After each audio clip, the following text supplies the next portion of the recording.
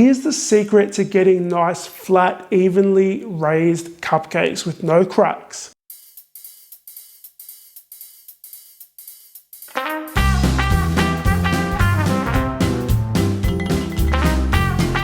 Welcome back to another episode of the Scran Line. Today I'm going to be showing you how to make my red velvet cupcakes.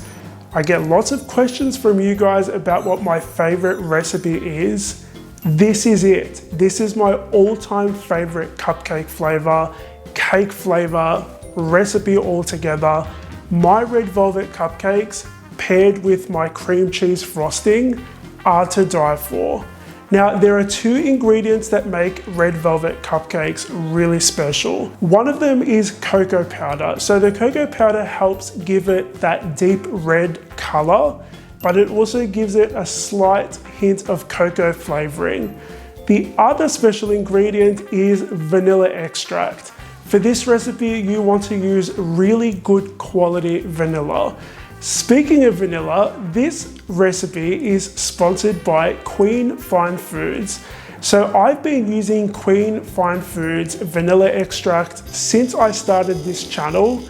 Everyone asks about it in the comments section, and so today I just wanted to let you know this is the vanilla extract that I use. Good quality vanilla extract makes all the difference in this recipe and all baking recipes like cakes and cupcakes. You want to avoid using imitation products like vanilla flavoring, for example. Back to my love of red velvet cupcakes. Like I said, this is my favorite recipe. I'm so excited to be sharing it with you guys today.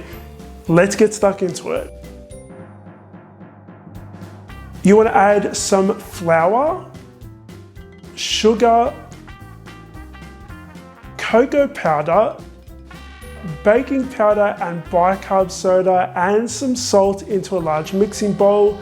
I'm going to be using my hand mixer to show you guys how to make this recipe today, but you can use a stand mixer if you prefer, fitted with a paddle attachment.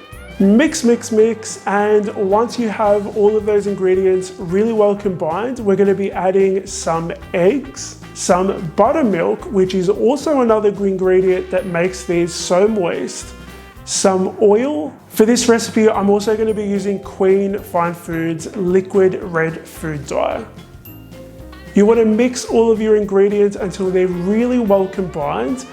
Again, the best habit to get into when you're baking is scraping down the bowl, just so you make sure that all of the bits down the bottom and around the sides get mixed into the batter evenly.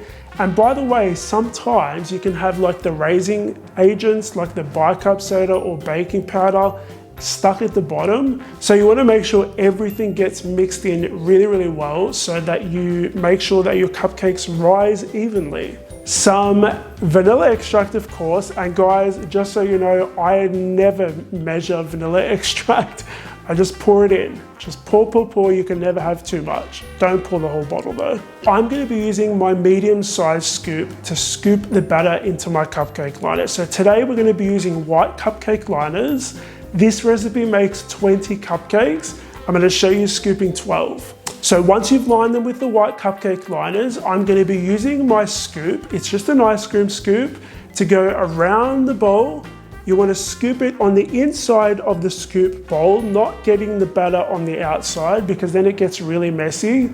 And then scoop into the cupcake liners. There's a lot of raising agents in this recipe, and you don't actually need to fill your cupcake liners up that much. So just as an example, you want to fill them just above halfway. Once you have all of your cupcake liners filled with your delicious batter and you've avoided eating it raw, you're gonna pop these in the oven for about 45 minutes. I know that 45 minutes seems like a long time, and it is longer than most other cupcake recipes, but here's the secret to getting nice, flat, evenly raised cupcakes with no cracks. It's the temperature. I bake my cupcakes on 140 degrees Celsius, really, really low temperature, and I bake them a little bit longer.